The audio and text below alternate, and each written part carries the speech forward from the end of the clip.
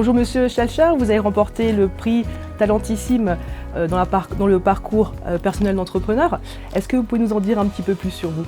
Alors tout d'abord, surprise et étonnement, et merci pour ce prix. Donc sur moi, j'ai une double vie en fait. Je suis d'abord entrepreneur ici à Fessenheim, on est à Fessenheim, dans mon magasin Super U, qui est une entreprise familiale que j'ai repris à mes parents il y a maintenant bien longtemps, à la fin des années 90, oui c'est ça. Et de fil en aiguille, je me suis impliqué dans la vie du groupement Coopérative U, qui est tenue en fait par les patrons de magasins aux quatre coins de la France. On est plus de 1200 patrons. Et par la confiance des collègues, j'ai d'abord pris la présidence de la région Est de U. Et en 2018, quand Serge Papin, mon prédécesseur, a pris sa retraite, il fallait un successeur. Et là encore, après une discussion, c'est tombé sur moi. Donc voilà, double vie, entrepreneur local en Alsace et PDG de la coopérative U. Donc je rappelle quelques chiffres, on est le 4e distributeur français. On a aujourd'hui plus de 1800 magasins et on est 1200 patrons indépendants aux quatre coins de la France. C'est presque un peu du monde maintenant. Est-ce que votre parcours était-il planifié ou alors est-ce qu'il s'est construit au fur et à mesure, un peu comme vous l'avez dit, et c'est du coup une opportunité qui s'est présentée dans un premier temps? Alors j'aime pas l'idée d'un parcours planifié en fait, parce que je pense qu'un parcours, on a des idées, des grands projets, mais le planifier en détail, non, bien sûr que non. Et chez moi, c'est encore plus surprenant puisque moi, j'ai beaucoup aidé mes parents dans leur petite épicerie qui était au centre du village quand j'étais adolescent. Je les ai beaucoup aidés. Et du coup, à 15 ans, je leur ai dit, écoutez, votre métier est formidable. J'aime beaucoup ce que je fais quand je vous aide, mais jamais je ne le ferai. Donc à 15 ans, je leur ai dit, jamais je ferai votre métier, c'est trop prenant, on partait pas en vacances, enfin bref, etc. Et donc j'ai fait mon parcours, j'ai fait moi une école de commerce, loin d'ici à Angers. Pendant cette école, j'ai fait de nombreux stages. Ces stages m'ont ouvert à beaucoup de choses et ça a permis de faire le lien entre un intérêt personnel et une vie professionnelle. C'était la presse, j'ai découvert la presse et notamment la presse quotidienne régionale. Et en fait, grâce à l'école, grâce à mes stages, j'ai démarré ma carrière au journal L'Alsace pendant plusieurs années. À l'époque où c'était Rémi Fimelin, le président à l'époque. C'est lui d'ailleurs qui m'a recruté, qui m'a beaucoup formé et dont je garde un très bon souvenir. Et donc ma vie professionnelle a commencé dans la presse, loin de la grande distribution, loin des produits, loin des caisses, etc.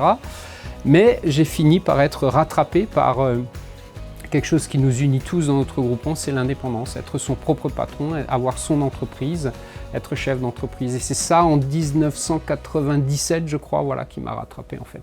Et quel était le défi, votre premier défi qui vous a vraiment senti entrepreneur?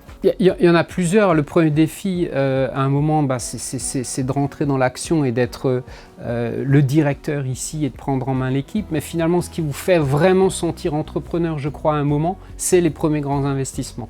Quand vous signez le premier emprunt chez le banquier pour, par exemple, agrandir le magasin et prendre des risques, parce que quand on agrandit un magasin, on ne sait jamais si le succès va être au rendez-vous. Donc voilà, quand vous signez l'emprunt de quelques millions d'euros pour agrandir le magasin, là on se dit, bon, là maintenant c'est sérieux. Quelles sont les valeurs qui vous portent depuis le début? Ça, c'est une question importante. Je viens d'écrire un livre là au début de l'année d'ailleurs où je parle beaucoup de tout ça. La première chose, je pense, c'est le travail, incontestablement. Et Dieu sait que dans ce métier, beaucoup travailler, c'est un engagement, c'est 6 jours sur 7. Dans le reste de la France, c'est même 7 jours sur 7 puisque les magasins sont même ouverts le dimanche. Et il faut être présent, il faut suivre son équipe.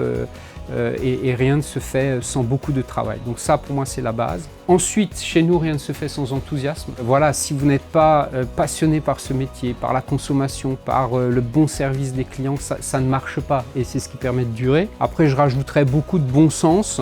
Et pour moi, ce qui est important aussi, c'est de la curiosité.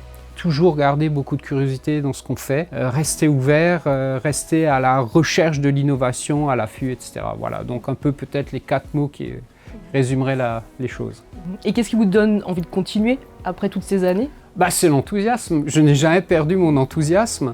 Et puis moi, cette double vie me passionne. C'est-à-dire vendredi, samedi, comme aujourd'hui, je suis là, dans le magasin. Je vois mes collaborateurs, je vois mes clients. Et puis lundi matin, je retourne à Paris pour 4 jours. Du lundi au jeudi, je suis à Paris. Et là, c'est une autre dimension. Et donc cette double dimension, gérer une entreprise localement, mais ensuite présider aux destinées du groupement, pour l'ensemble de mes collègues, avec mes collègues, c'est passionnant et donc c'est cette petite flamme qui ne s'arrête jamais.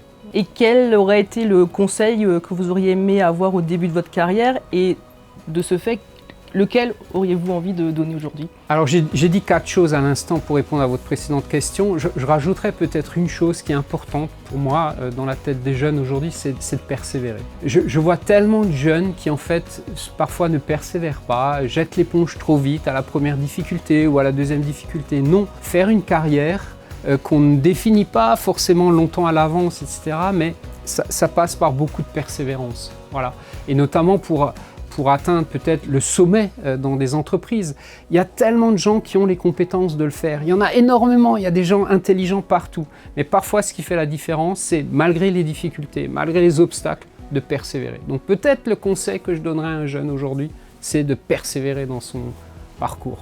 Et une dernière question, est-ce que vous avez un objet, une photo, une citation qui vous accompagne depuis votre début? Il y aurait plusieurs choses, des citations, il y en a plein. Il y a un petit objet sur mon bureau et ça fera sourire peut-être, mais j'assume complètement, c'est Goldorak. J'ai un petit Goldorak sur le coin de mon bureau qui est là. Je fais partie de cette génération des années 70 qui ont grandi avec des héros, des super-héros de manga. Et en fait, il m'a jamais quitté, ce personnage-là. L'espèce de super-héros qui traverse le temps, qui défend la planète, etc. Et j'en ai sur tous mes bureaux un petit quelque part caché. Et il est là, pas loin. Et donc, voilà, c'est un petit clin d'œil, mais voilà, moi je suis aussi attaché à ces années 70, ces années 80 qui étaient quand même des belles années aussi. Et donc, je me replonge souvent dedans. D'accord, merci. Merci à vous.